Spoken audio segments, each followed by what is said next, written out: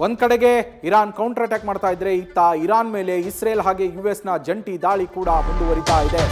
ಇರಾನ್ನ ಕ್ಷಿಪಣಿ ಉಡಾವಣಾ ಸ್ಥಳಗಳನ್ನೇ ಟಾರ್ಗೆಟ್ ಮಾಡಲಾಗ್ತಾ ಇದೆ. ನೇರವಾಗಿ ಟಾರ್ಗೆಟ್ ಮಾಡಿ ದಾಳಿಯನ್ನ ಮಾಡಲಾಗ್ತಾ ಇರುವಂತದ್ದು ಇಸ್ರೇಲ್ ಹಾಗೂ ಯುಎಸ್ನ ಜಂಟಿ ಪಡೆಗಳಿಂದ. ಇರಾನ್ನ ಕ್ಷಿಪಣಿ ಉಡಾವಣಾ ಸ್ಥಳಗಳನ್ನ ಪತ್ತೆ ಹಚ್ಚಿ ಅದರ ಮೇಲೆ ಟಾರ್ಗೆಟ್ ಮಾಡಲಾಗ್ತಾ ಇದೆ.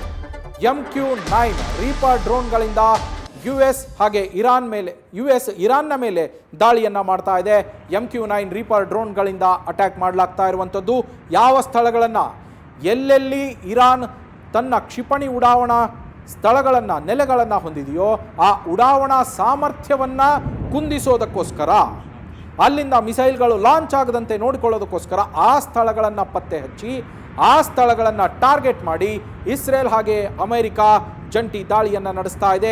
MQ-9 ರೀಪರ್ಗಳಿಂದ ಅಲ್ಲಿ ಅಟ್ಯಾಕ್ ಮಾಡಲಾಗ್ತಾ ಇರುವಂಥದ್ದು. ಡ್ರೋನ್ಗಳ ಮೂಲಕ ಅಟ್ಯಾಕ್ ಮಾಡಿ ಆ ಕ್ಷಿಪಣಿ ಉಡಾವಣಾ ಸ್ಥಳಗಳನ್ನು ನೆಲಸಮ ಮಾಡಲಾಗ್ತಾ ಇದೆ. ಈ ಮೂಲಕ ಇರಾನ್ನ ಕ್ಷಿಪಣಿ ಉಡಾವಣಾ ಸಾಮರ್ಥ್ಯವನ್ನು ಕುಂದಿಸುವ ಕೆಲಸವನ್ನು ಅಮೆರಿಕ ಹಾಗೆ ಇಸ್ರೇಲ್ ಮಾಡ್ತಾ ಇರುವಂಥದ್ದು.